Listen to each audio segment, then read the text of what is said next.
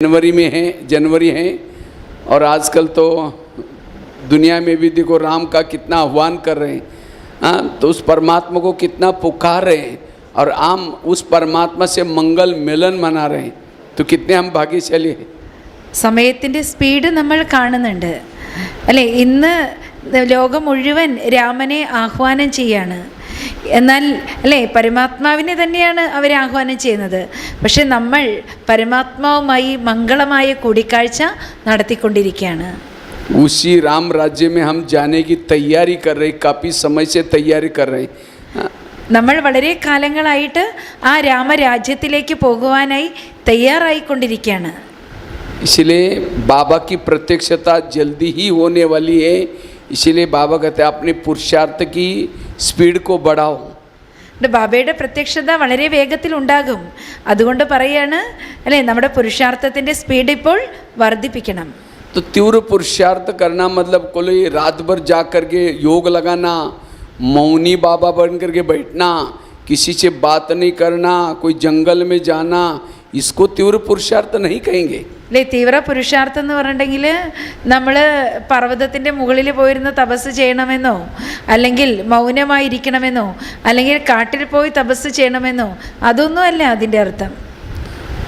कोई व्यक्ति दौड़ा फिर वापस आया, फिर दौड़ा फिर वापस आया, फिर दौड़ा फिर वापस आया, कहाँ रहेगा? वही के वही रहेगा, जहाँ से निकला वहीं रहेगा.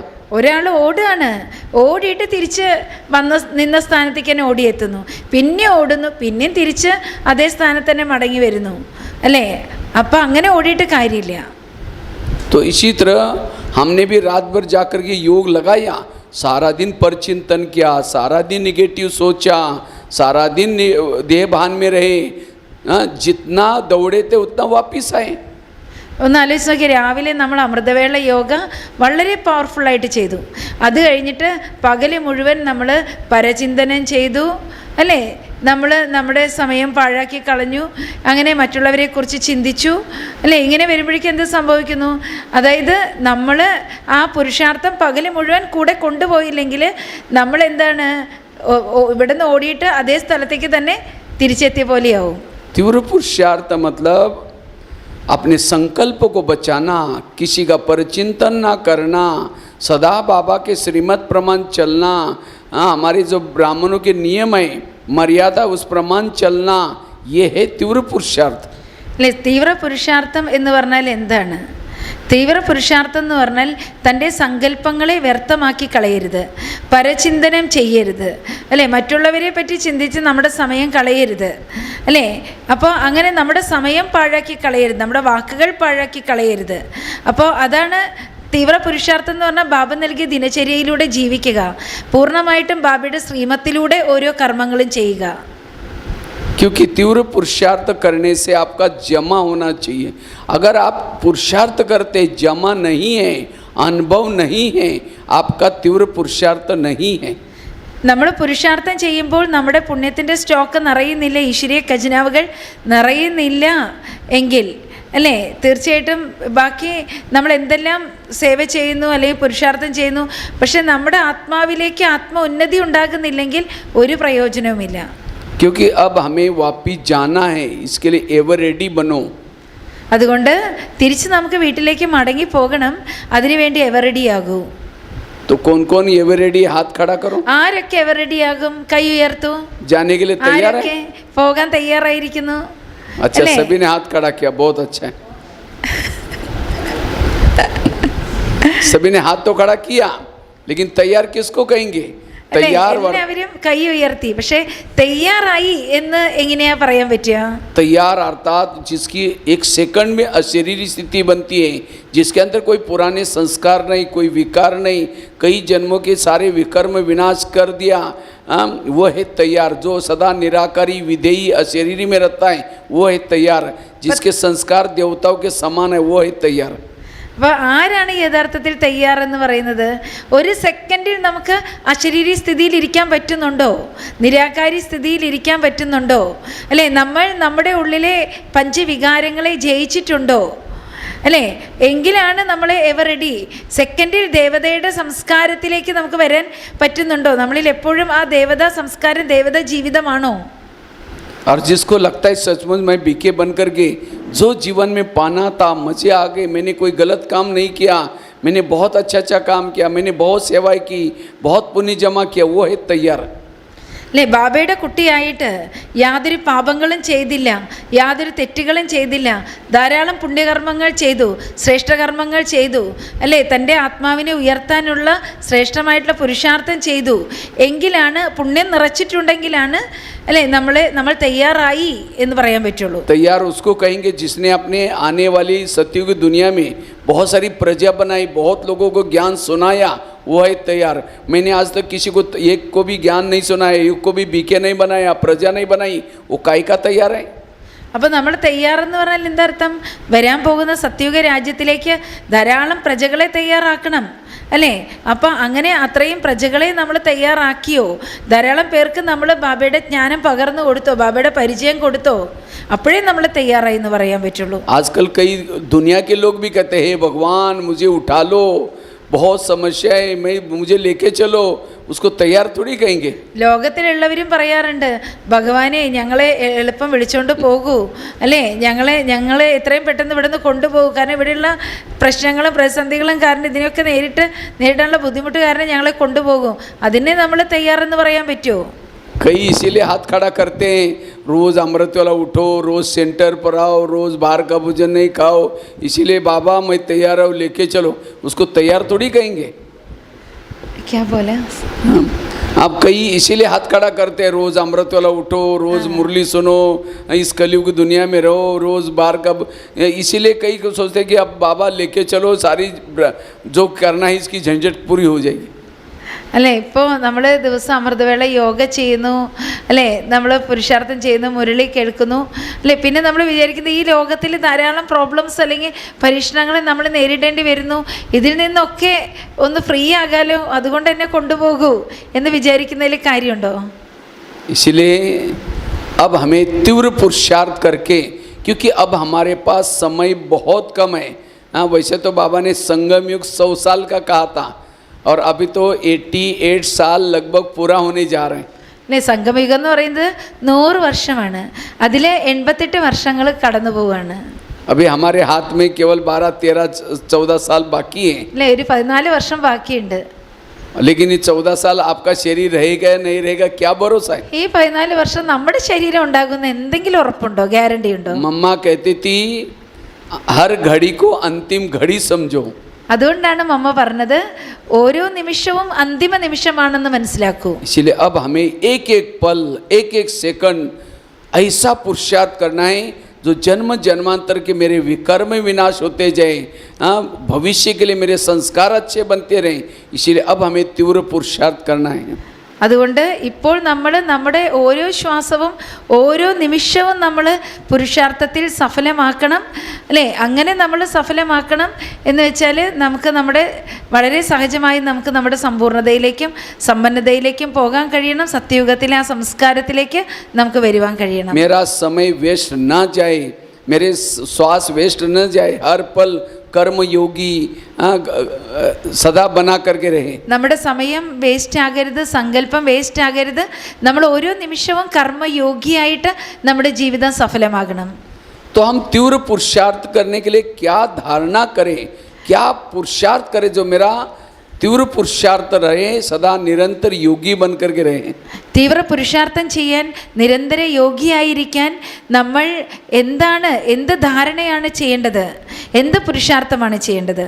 तो तीव्र पुरुषार्थ करते समय हमारे जीवन में क्या क्या विघ्न आते हैं, जिसे मेरा तीव्र पुरुषार्थ के बजाय ब्रेक लग जाता है. जैसे गाड़ी स्पीड में चढ़ रहे हैं और अचानक ब्रेकर आ गया तो क्या होता है, गाड़ी की स्पीड कम करनी पड़ती है. തീവ്ര പുരുഷാർത്ഥം ചെയ്യുമ്പോൾ അല്ലേ വിഘ്നങ്ങൾ തീർച്ചയായിട്ടും ഉണ്ടാകുന്നു, അല്ലേ? അപ്പോൾ ആ വിഘ്നങ്ങൾ വരുമ്പോഴെന്താ സംഭവിക്കുക, അല്ലേ? നമ്മളിങ്ങനെ വണ്ടി സ്പീഡിൽ പോയിക്കൊണ്ടിരിക്കുമ്പോൾ ഇടയിൽ വിഘ്നങ്ങൾ വന്നാൽ ഭയങ്കരമായിട്ട് നമുക്ക് ബ്രേക്ക് ഇടേണ്ടതായിട്ട് വരും.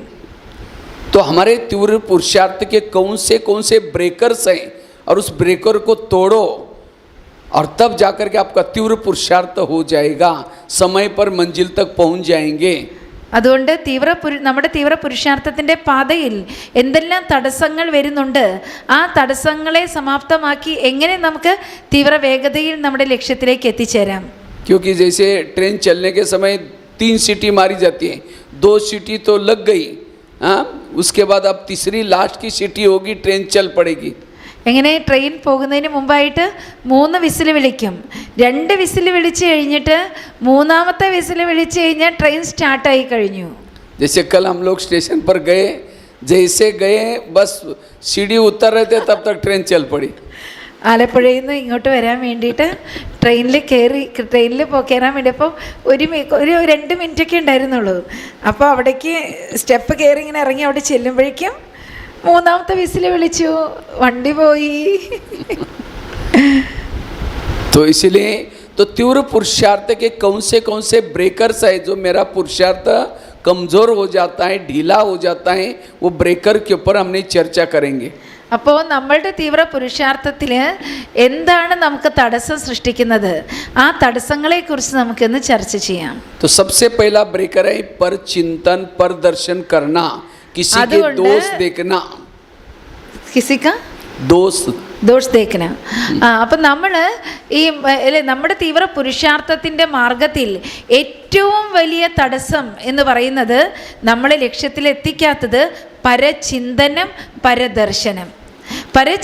പരദർശനം നമ്മൾ ചെയ്യുമ്പോൾ അത് എന്ത് സംഭവിക്കുന്നു, മറ്റുള്ളവരുടെ കുറവുകളും മറ്റുള്ളവരുടെ ദുർഗുണങ്ങളും നമ്മൾ നോക്കുമ്പോൾ നമ്മളുടെ ജീവിതത്തിലെ പുരുഷാർത്ഥത്തിലാണ് വലിയ തടസ്സമായിട്ടത് മാറുന്നത്, മുന്നോട്ട് പോകാൻ പറ്റില്ല.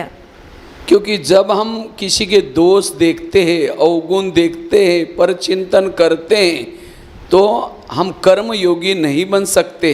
മറ്റുള്ളവരുടെ അവഗുണങ്ങളെ കണ്ട് പരചിന്തനം ചെയ്യുമ്പോൾ നമുക്കൊരിക്കലും കർമ്മയോഗിയാകാൻ സാധ്യമല്ല. पर चिंतन करने से, किसी के दोष देखने से, अवगुण देखने से വായുമണ്ഡൽ ഖരാബ് കർ ലേത്തെ ഹൈ. പരചിന്തനം ചെയ്യുമ്പോൾ മറ്റുള്ളവരുടെ കുറവുകൾ കാണുമ്പോൾ, ദുർഗുണങ്ങൾ കാണുമ്പോൾ, ദോഷങ്ങൾ കാണുമ്പോൾ എന്താ സംഭവിക്കുന്നത്, വായുമണ്ഡലം ദുഷിക്കുന്നു. इतना ही नहीं, पर चिंतन करने से, किसी के दोष देखने से, अवगुण देखने से बाबा हमें प्यार नहीं करेगा, बाबा से हमारा योग भी नहीं लगेगा. പരചിന്തനം ചെയ്തുകൊണ്ടിരിക്കുകയാണ്, മറ്റുള്ളവരുടെ കുറവുകളും ദോഷങ്ങളും എല്ലാം നമ്മുടെ മനസ്സിൽ നിറയ്ക്കുകയാണ്, കൊണ്ട് നടക്കുകയാണ് എങ്കിൽ ബാബ നമ്മുടെ ഹൃദയത്തിൽ ഉണ്ടാവില്ല, ബാബയുടെ സ്നേഹം നമുക്ക് ലഭിക്കുകയേ ഇല്ല. हमारी खुशी गायब हो जाएगी, നമ്മുടെ സന്തോഷം അപ്രത്യക്ഷമാകും. इतना ही नहीं, पर चिंतन करने वालों के दिमाग में ज्ञान की पॉइंट्स, खुशी के पॉइंट, नशे के पॉइंट नहीं रहेगी. അതുകൊണ്ട് പരചിന്തനം ചെയ്യുന്ന കുട്ടികളുടെ ബുദ്ധിയിൽ ജ്ഞാനചിന്തനം ഉണ്ടാകില്ല, ജ്ഞാനമുണ്ടാകില്ല, സന്തോഷം ഉണ്ടാകില്ല, ചുറുചുറുക്കം ഉണ്ടാവില്ല, ഇതൊന്നും ഉണ്ടാവില്ല. उसका टाइम वेस्ट हो जाएगा, समय वेस्ट हो जाएगा. അവരുടെ സമയം ഒരുപാട് പാഴാകും, അവരുടെ സങ്കല്പങ്ങളെല്ലാം പാഴാകും. और जो भी वो कुछ करता है वो वेस्ट के खाते में जमा हो जाता है. वो तीव्र पुरुषार्थ के बजाय उसका ढीला पुरुषार्थ होगा. അവരുടെ ചിന്തയും വാക്കും കർമ്മവും എല്ലാം വ്യർത്ഥതയിലേക്ക് പോകും, ഒരുപാട് വ്യർത്ഥതയാണ്. അതുകൊണ്ട് അവർക്ക് തീവ്ര പുരുഷാർത്ഥിയാകാൻ ഒരിക്കലും സാധിക്കുന്നില്ല. और पर चिंतन करने से, किसी के दोष देखने से उस व्यक्ति के प्रति नफरत आती है, घृणा आती है, उसे हम एक किनारा कर लेते हैं. നമ്മൾ പരചിന്തനം ചെയ്യുമ്പോൾ മറ്റുള്ളവരുടെ കുറവുകളും കുറ്റങ്ങളും കാണുമ്പോൾ സ്വാഭാവികമായിട്ട് നമുക്ക് ആ വ്യക്തിയിൽ നിന്ന് അകൽച്ച ഉണ്ടാകുന്നു, ആ വ്യക്തിയിൽ നിന്ന് നമ്മൾ വളരെയധികം ദൂരേക്ക് പോകുന്നു. तो ये परचिंतन हमारे तीव्र पुरुषार्थ का बहुत बड़ा ब्रेकर है. അതുകൊണ്ട് പരചിന്തനം എന്ന് പറയുന്നത് നമ്മുടെ തീവ്ര പുരുഷാർത്ഥത്തിൻ്റെ മാർഗത്തിലെ ഏറ്റവും വലിയ തടസ്സമാണ്. आप किसी के घर में जाओ, उनके बच्चे बैठे हैं, बाप भी बैठा है, बच्चों को कहेंगे बच्चा ठीक नहीं, ये तो नालायक है, ऐसा करता है, वैसा करता है, और बाप को कहेंगे आप बहुत अच्छे, आप कितने अच्छे, बाप कहेगा तुम पहले यहाँ से भाग जाओ. हाँ, क्योंकि हर मम्मी पापा को अपने बच्चे प्यारे होते हैं. എങ്ങനെ നമ്മൾ ആരുടെങ്കിലും വീട്ടിലേക്ക് പോകുകയാണെങ്കിൽ അവിടെയുള്ള അച്ഛനും അമ്മയും മക്കളൊക്കെ ഉണ്ട്, അവരുടെ കുട്ടിയെക്കുറിച്ചുള്ള കുറ്റങ്ങളും കുറവുകളും പറയുകയാണ് എങ്കിൽ ആ അച്ഛൻ എന്തായിരിക്കും പറയുക, താങ്കൾ ആദ്യം ഒരു ആശീർവാദം നൽകൂ എന്നാ പറയുക, ആശീർവചനം പറയും. इसी तरह सारा दिन कहेंगे बहन ऐसे, वो भाई ऐसा है, वो ऐसा है, वो ऐसा है, भाभी ऐसे, पड़ोसने ऐसे, दूसरे के दोस्त देखेंगे और शाम को योग में बैठेंगे, मीठे बाबा, प्यारे बाबा, अब शांति के सागर, दया के सागर। बाबा कहेगा मैं भूल गया, मुझे याद दिला रहे हैं, पहले तुम यहाँ से भाग जाओ। क्योंकि सारे संसार के जितने भी लोग हैं किसके बच्चे? बाबा के बच्चे। अगर उन्हीं की ग्लानि करेंगे, उन्हीं के दोष देखेंगे, अवगुण देखेंगे और बाबा की महिमा करेंगे तो योग कैसा लगेगा? इसलिए तीव्र पुरुषार्थ करने के लिए परचिंतन, परदर्शन बहुत बड़ा विघ्न है। അല്ലേ? ഇപ്പം നമ്മൾ ദിവസം മുഴുവൻ മറ്റുള്ളവരുടെ കുറ്റങ്ങളും കുറവുകളും അല്ലേ, എപ്പോഴും മറ്റുള്ളവരുടെ കുറ്റങ്ങളും കുറവുകളും കാണുക, അവരുടെ കുറവുകളെക്കുറിച്ച് നമ്മൾ ചർച്ച ചെയ്യുക അല്ലേ, ഇങ്ങനെ ചെയ്തുകൊണ്ടിരിക്കുമ്പോഴേക്കും എന്ത് സംഭവിക്കും? നമ്മൾ ഈ സന്ധ്യയ്ക്ക് യോഗം ചെയ്യാനിരിക്കുന്ന സമയത്ത് എത്ര സ്നേഹത്തോടുകൂടി നമ്മൾ ബാബയെ ഓർമ്മിച്ചാലും ബാബയുടെ മഹിമകൾ പാടിയാലും അല്ലേ, ബാബ നമ്മളിൽ നിന്ന് എപ്പോഴും ദൂരെയായിരിക്കും അല്ലേ. ബാബ നമ്മളെ ദൂരേക്ക് പൊയ്ക്കോളാൻ പറയും നമ്മളോട്. കാരണം എന്താണെന്ന് വെച്ചാൽ നമ്മൾ ദിവസം മുഴുവൻ എന്താണ് നമ്മുടെ മനസ്സിൽ? എപ്പോഴും മറ്റുള്ളവരുടെ കുറവുകളും കുറ്റങ്ങളും.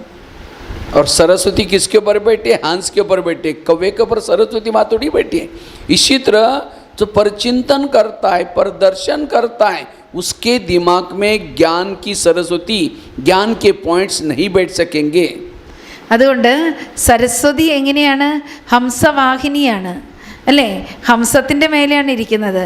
അപ്പോൾ ആരാണോ പരചിന്തനവും പരദർശനവും ചെയ്തുകൊണ്ടിരിക്കുന്നത് അങ്ങനെയുള്ള കുട്ടികളുടെ മനസ്സിലേക്ക് ഒരിക്കലും ജ്ഞാനത്തിൻ്റെ സരസ്വതി വരികയില്ല.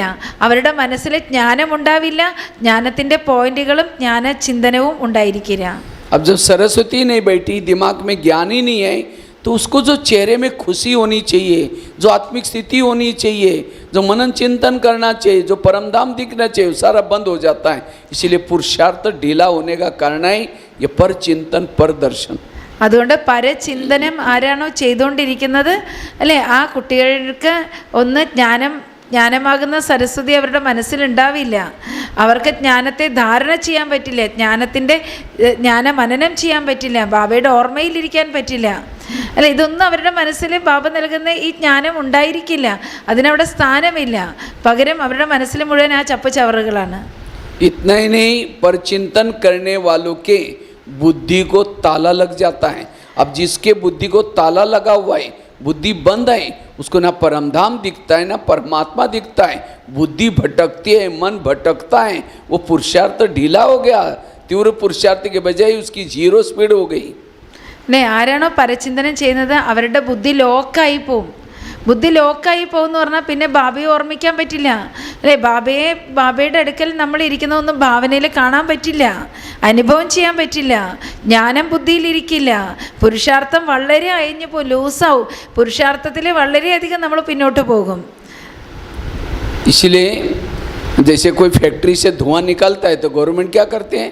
उसको बंद करते हैं, क्योंकि पॉल्यूशन हो रहा है। इसी तरह अगर हम भी परचिंतन का धुआं निकालेंगे काला, तो ऊपर से बाबा देखेगा परम धाम से एक केरला के कौन सी फैक्ट्री से धुआं निकल रहे हैं, तो उसके बुद्धि का ताला ही बंद कर देगा।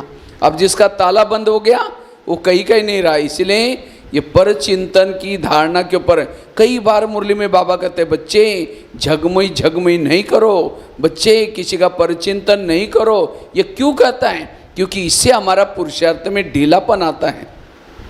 അതായത് ഇങ്ങനെ നമ്മളൊരു ഫാക്ടറിയിൽ നിന്ന് പുക വരികയാണ് എങ്കിൽ നമ്മളെന്ത് ചെയ്യും? ഈ പുക നമ്മുടെ വീട്ടിലും പടരാതിരിക്കാൻ വേണ്ടിയിട്ട് നമ്മൾ വാതിലുകളെല്ലാം നമ്മൾ അടയ്ക്കുന്നു. അപ്പോൾ അതേപോലെ നമ്മൾ ഈ പരചിന്തനം പരദർശനം ചെയ്തുകൊണ്ടിരിക്കുകയാണെങ്കിൽ നമ്മുടെ ബുദ്ധി പൂട്ടപ്പെടുകയാണ്. എന്ന് വെച്ചാൽ നമുക്ക് ഒരിക്കലും ബാബയുടെ ഓർമ്മയിലിരിക്കാൻ സാധ്യമല്ല. ജ്ഞാനം അല്ലേ നമ്മുടെ ബുദ്ധിയിൽ തങ്ങി നിൽക്കുന്നതേ ഇല്ല അല്ലേ. അപ്പോൾ എന്താ സംഭവിക്കുന്നത്? നമ്മുടെ പുരുഷാർത്ഥത്തിൽ നമ്മൾ പിന്നോട്ട് പോവാണ്, പുരുഷാർത്ഥത്തിൽ മുന്നോട്ട് പോകാൻ സാധിക്കില്ല. कई कहते हम करते नहीं, कोई आकर के सुनाता तो क्या करे? क्यों सुनाता है? हम सिर हिलाते, अच्छा और क्या हुआ? जब सिर हिलाने का तो सुनाने वालों को इंटरेस्ट आएगा। इसलिए कोई भी ऐसी बातें सुनाता है, सिर को पकड़ कर रखो, हाँ भी नहीं करो ना भी नहीं करो। അതുകൊണ്ട് ഇപ്പം നമ്മൾ പറയും ഞാൻ അങ്ങനെയൊന്നും ആരോടും മാറിയൊന്നും പറയാറില്ല, പക്ഷേ മറ്റുള്ളവർ എൻ്റെ അടുക്ക വന്നിട്ട് പറയുകയാണ് അപ്പോൾ അതാണ് ഈ പരചിന്തനം ഉണ്ടാകുന്നത് എന്ന് പറയുമ്പോൾ അവർ പറയുമ്പോൾ നമ്മളെന്തിനാണ് അങ്ങനെയാണോ എന്ന് പറഞ്ഞിട്ട് നമ്മളെന്തിനാണ് കേൾക്കുന്നത് അല്ലേ? അങ്ങനെയുള്ളവർ അങ്ങനെ പരചിന്തനത്തിൻ്റെ കാര്യങ്ങൾ പറയുമ്പോൾ, മറ്റുള്ളവരെ പറ്റിയുള്ള കാര്യങ്ങൾ പറയുമ്പോൾ നമ്മൾ എന്ത് ചെയ്യണം? ഹാന്നും പറയാൻ പാടില്ല, ഒന്നും പറയണ്ട, നമ്മളത് കേട്ടിട്ടും കേൾക്കാത്ത പോലെ ഇരിക്കണം. അതിൽ യാതൊരു താല്പര്യം കാണിക്കരുത്. कोई उल्टी करता है, क्यों करता है वोमिटिंग? क्योंकि चटपटी चीज़ें खाई, सड़ा हुआ खाया, गला हुआ खाया, पेट में डाइजेस्ट नहीं हुआ, फिर वो क्या करता? रात भर नींद नहीं आएगी तो क्या करेगा? उल्टी करेगा. उल्टी किस में की जाती है? वॉश बेसिन में. और कोई उल्टी करता है तो हमको अच्छा नहीं लगता, नाक बंद करके उसको कहते हैं उधर जा वॉश बेसिन में जा. അല്ലേ? ഇപ്പോൾ ആരെങ്കിലും ഇങ്ങനെ ബേക്കറി പലഹാരം അത് ഇതൊക്കെ മേടിച്ച് കഴിച്ചു, കൂടുതൽ കണ്ട എണ്ണയിലൊക്കെ വറുത്ത സാധനം അത് ഇതൊക്കെ കഴിച്ച് നമ്മുടെ വയറിന് പിടിച്ചില്ല. അപ്പോൾ നമുക്ക് വയറിന് ആകെ അസ്വസ്ഥതയായിരിക്കും, ഒരു സ്വസ്ഥത ഉണ്ടാവില്ല, ആകെ നമ്മൾ അസ്വസ്ഥനായി. അവസാനം ഇത് നമ്മൾ എന്ത് ചെയ്യും? ഛർദ്ദിക്കുമ്പോൾ നമ്മൾ വാഷ് ബേസിനിൽ പോയി ഛർദ്ദിക്കും അല്ലേ? അപ്പോൾ ആരെങ്കിലും ഛർദ്ദിക്കുകയാണെങ്കിൽ നമ്മൾ മൂക്കും പൊത്തി അവിടെ നിന്ന് എണീറ്റ് പോകുമല്ലേ? അപ്പോൾ ഇതുപോലെ മറ്റുള്ളവർ പരചിന്തനം ചെയ്യുന്നതും മറ്റുള്ളവരുടെ കുറ്റം കുറവും എന്ന് പറയുന്നത് നിങ്ങളെന്താ വാഷ് ബേസിനാണോ എന്ന് വെച്ചാൽ നിങ്ങളുടെ അടുക്കൽ വന്നത് ഛർദ്ദിക്കുമ്പോൾ അത് സ്വീകരിക്കാൻ, അതെങ്ങനെയാണ് സ്വീകരിക്കാൻ സാധിക്കുക? तो ये परचिंतन भी एक उल्टी है. और ये उल्टी कहाँ परचिंतन कहाँ किया जाता है? कान में. तो कान कोई वॉश बेसिन तो नहीं है ना? वैसा आकार कैसा है? सुंदर सा वॉश बेसिन है और बीच में एक नली भी है, होल भी है उसको. हाँ, जैसे उल्टी आते हैं तो हम वॉश बेसिन में जाते हैं, तो किसी को परचिंतन आता है तो क्या करता है? और हर एक का वॉश बेसिन फिक्स है. जब तक उसको नहीं सुनाएंगे चैन नहीं आएगी, हाँ, नींद नहीं आएगी. तो उसको वॉश बेसिन को फ़ोन करके कहता है आ जाओ, वंडरफुल बात सुनाता हो, बड़ा चटपटी चीज़ें देखता है, सुनता है, फिर उसको बुला करके वॉश बेसिन में बड़ा खुश है करके आता है, बताओ क्या हुआ. हाँ, इसलिए ऐसी बातें सुनने से दिल में बाबा कैसा रहेगा? हाँ, खुशी कैसी रहेगी? इसीलिए परचिंतन की बातों से बच करके, ये समय परचिंतन करने का, किसी को देखने का नहीं है. ये पुरुषार्थ है, तीव्र पुरुषार्थ का. അല്ലേ? അപ്പോൾ ഈ സമയം എന്ന് പറയുന്നത് പരചിന്തനം ചെയ്യാനുള്ള സമയമല്ല, തീവ്ര പുരുഷാർത്ഥം ചെയ്യാനുള്ള സമയമാണ്. അപ്പോൾ മറ്റുള്ളവർ വന്നിട്ട് നമ്മളോട് പരചിന്തനത്തിൻ്റെ കാര്യങ്ങൾ കേൾപ്പിക്കുമ്പോൾ അവർ ഈ വാഷ് ബേസിനിൽ പോയി ഛർദ്ദിക്കുന്ന പോലെ എന്താണ്, നമ്മുടെ കാതാണ് വാഷ് ബേസിൻ അല്ലേ? നമ്മുടെ കാതിലാണ് വന്നിട്ട് ഈ കാര്യങ്ങൾ പറയുന്നത് അല്ലേ? അപ്പോൾ എന്താ അവർ നമ്മളുടെ അടുക്ക വന്ന് ഛർദ്ദിക്കുന്നത് പോലെയാണ് അല്ലേ? നമ്മളത് അത്രയും സന്തോഷത്തോടു കൂടിയിട്ട് സ്വീകരിച്ചുകൊണ്ടിരിക്കുകയാണ്. അപ്പോൾ അങ്ങനെയല്ല, അത് നമ്മളുടെ പുരുഷാർത്ഥത്തിൽ വളരെ വലിയ വിഘ്നങ്ങളാണ് ഉണ്ടാക്കുന്നത്.